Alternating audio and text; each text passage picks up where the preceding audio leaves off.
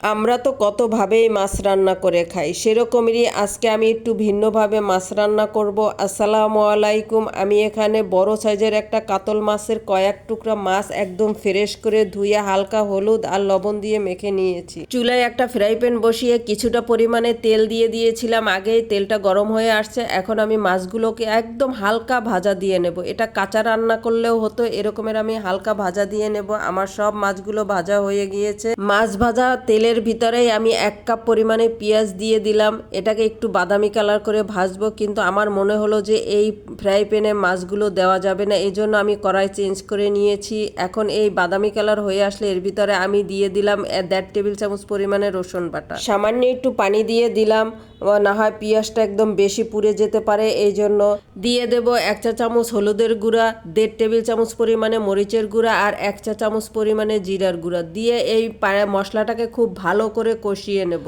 যখন মশলার উপরে এরকমের তেল ভেসে উঠবে, এই পর্যায়ে আমি আবার আধা কাপ পরিমাণে পানি দিয়ে দেব আর 2টা টমেটো পেস্ট করে রেখেছিলাম সেটাকে দিয়ে এখন আবার আমি কিছুক্ষণের জন্য কষিয়ে নেব, যতক্ষণ পর্যন্ত না আমার মশলার উপরে তেল ভেসে ওঠে।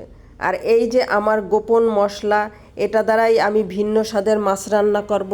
এখানে আমি 3 টেবিল চামচ পরিমাণে টক দই আর 1 টেবিল চামচ পরিমাণে ক্রিম, সামান্য পরিমাণে চিনি দিয়ে আমি এই দইটাকে একদম ক্রিমি বানিয়ে ফেলেছি। এখন এই মশলার ভিতরে আমি দইটাকে দিয়ে দেব, দিয়ে আবার কিছুক্ষণের জন্য আমি কষিয়ে নেব, কিন্তু এই সময় অনবরত নাড়তে হবে, না হলে নিচে লেগে যাবে। দইটা দিয়েও আমি কিন্তু অনেকক্ষণ কষিয়ে নিয়েছি। এই দেখেন একদম মশলাটার উপরে তেল ভেসে উঠেছে। এখন আমি এখানে দিয়ে দেবো পানি। আমি এখানে 1.5 কাপের মতো পানি দিয়েছি। আমি মাছে কোনো ঝোল রাখবো না, একদম মাখা মাখা করব, সেই অনুযায়ী আমি পানি দিয়ে দিলাম।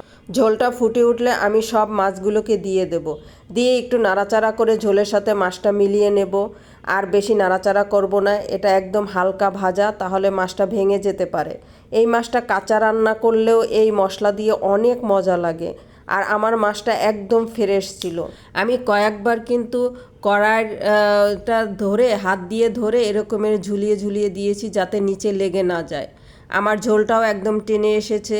এখন আমি এই পর্যায়ে দিয়ে দেব জিরার গুঁড়া। আমি এখানে ধনিয়া পাতাও ব্যবহার করব না। দই মাছের সাথে দেখলাম জিরার গুঁড়াটাই মানায়, এই জন্য আমি একদম ফ্রেশ জিরা তেলে তারপরে গুঁড়া করে নিয়েছি, এটাকেই আমি দিয়ে দিয়েছি। কিছুক্ষণ আবার আমি একটু রান্না করে নেব, কিন্তু আমি মাছটা খুন্তি দিয়ে নাড়াচাড়া করব না, আবার কড়াইটা ধরে একটু ঝুলিয়ে দেব যাতে নিচে লেগে না যায়। রান্নাটা একদম সিম্পল কিন্তু অসাধারণ। যদি বাসায় কোনো গেস্ট আসে, নতুন মেহমান আসে, আর এরকমের একটা ভিন্ন স্বাদের মাছ রান্না করে দিতে পারেন। কষ্ট দেখা গেল কম হলো, আর স্বাদেরও কোনো কম্প্রোমাইজ করতে হবে না। এই লাস্ট পর্যায়ে আমি এখন চুলা অফ করে দেওয়ার আগে কয়েকটা কাঁচামরিচ হালকা একটু চিড়ে দিয়েছি, যাতে মাছের ফ্লেভারে একটু কাঁচামরিচ যোগ হয়। রান্না হয়ে গেল আমার দই কাতলা। ঠান্ডা হওয়ার পরে আমি একটা প্লেটে নিয়ে দেখাচ্ছি যে এটা একটু ঝোল বেশিও নেই, আবার একদম শুকনাও না, একদম মাছের সাথে মাখা মাখা। আপনারাও আমার মতো এভাবে সিম্পল করে দই কাতলা রান্না করে জানাবেন আপনাদের রান্নাটা কেমন হয়েছে। আর এটা পোলাও ভাত দুটোর সাথেই খুব মজা করে খাওয়া যায়। মশলার সাথে লবণও দিয়েছি, কিন্তু আমার বলতে মনে নেই। ফিরছি আবার কোনো নতুন রেসিপি নিয়ে, সে পর্যন্ত সবাই ভালো থাকবেন। আল্লাহ হাফেজ।